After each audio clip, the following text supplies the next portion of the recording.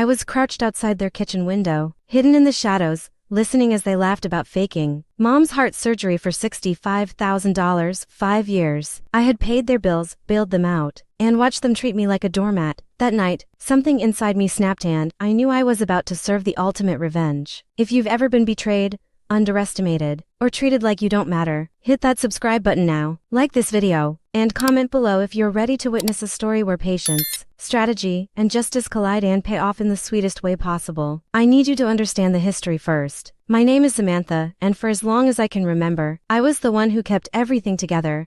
My siblings, let's call them Jessica and Ryan, were charming, fun, the kind of people everyone wants at a party. Me, I was practical, responsible, and, unfortunately, invisible in the eyes of my family. After Mom retired, her health became a frequent topic, and I naturally stepped in. I paid bills, scheduled appointments, even managed her finances. For 5 long years, I handled the practical side of life for this family, essentially being the backbone while Jessica and Ryan spent their time and money on themselves. And for what? Gratitude, respect, recognition? No, they treated it as their right. The first hint of betrayal came subtly. I overheard them joking one night, not about the usual petty things, but about faking Mom's heart surgery to swindle $65,000 from her insurance. I froze, my pulse hammering in my ears. Did they really think I would never hear them? That I would remain the good daughter while they laughed about robbing the very person I cared about most? I spent the next few weeks watching them, taking mental notes, careful not to tip my hand. Every text, every phone call, every subtle lie became part of the puzzle I was piecing together. I wasn't impulsive, I wasn't going to storm in and scream. This required precision, patience, and timing. And then came the day I decided enough was enough. I had spent years supporting them financially, emotionally,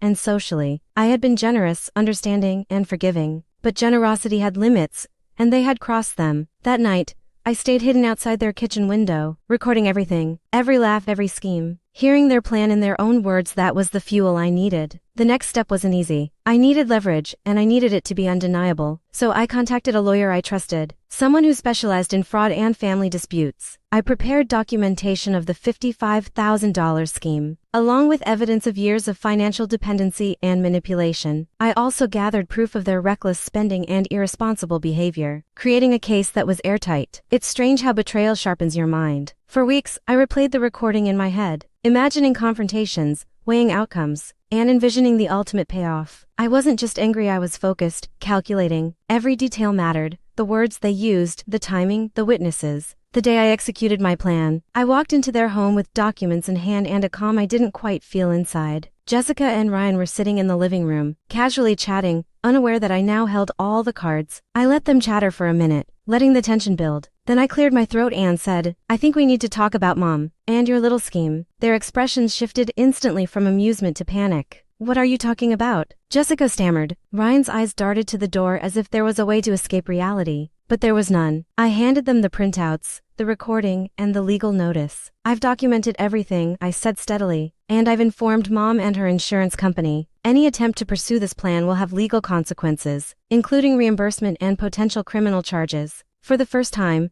I saw the siblings I thought I knew. Gone was the charm, the smirk, the careless laughter. In its place, fear, disbelief, and an almost childlike pleading. They realized that all those years of taking advantage of me, all those moments of manipulation, had finally caught up with them. Jessica's voice cracked. Samantha, we didn't think you'd. I cut her off. You didn't think I'd listen. You didn't think I'd care. 5 years of paying your bills, covering for your mistakes, protecting you from consequences. And you plan to rob Mom? You underestimated me, and that's your mistake. Ryan tried to interject, but I kept my gaze locked on him. I wanted them to feel the weight of their actions, the full impact of their betrayal. I wasn't just punishing them, I was ensuring they understood the consequences of deceit. The psychological effect was immediate. Panic set in, their voices shook, and the room's atmosphere became tense, suffocating. They weren't the powerful, untouchable siblings they thought they were exposed, vulnerable and accountable. But my revenge wasn't merely emotional, it was strategic. I presented a clear path to redemption,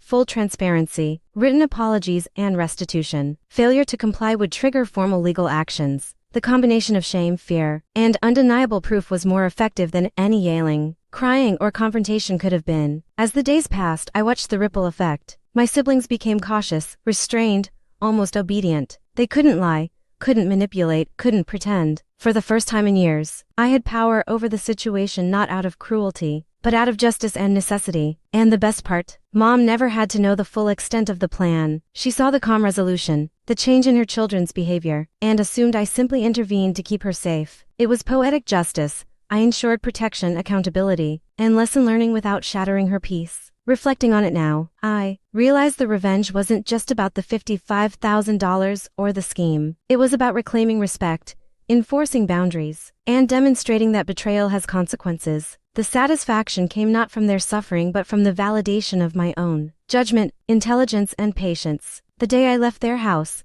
I felt an unexpected sense of liberation. 5 years of financial burden, emotional labor, and unacknowledged effort had culminated in a single moment where justice was undeniable. Jessica and Ryan would think twice before ever underestimating me again. They would remember that betrayal carries a cost and that cost had been delivered. Methodically, perfectly, and undeniably. Watching them squirm, hearing the fear in their voices, and knowing they had no escape, it was vindication of a kind I hadn't imagined possible. And more importantly, I felt a quiet peace, knowing that Mom and I were protected from their recklessness forever. This experience taught me that justice is rarely instantaneous, it's calculated, patient, and precise. True power comes from preparation, awareness, and moral clarity. Revenge, when done with strategy and proportion, isn't cruelty, it's the final enforcement of fairness. If this story of patience, strategy, and ultimate justice moved you, hit that like button, subscribe for more real-life tales of betrayal, revenge, and redemption, and comment below. What's the most satisfying revenge you've ever witnessed? Let's share these stories of justice together.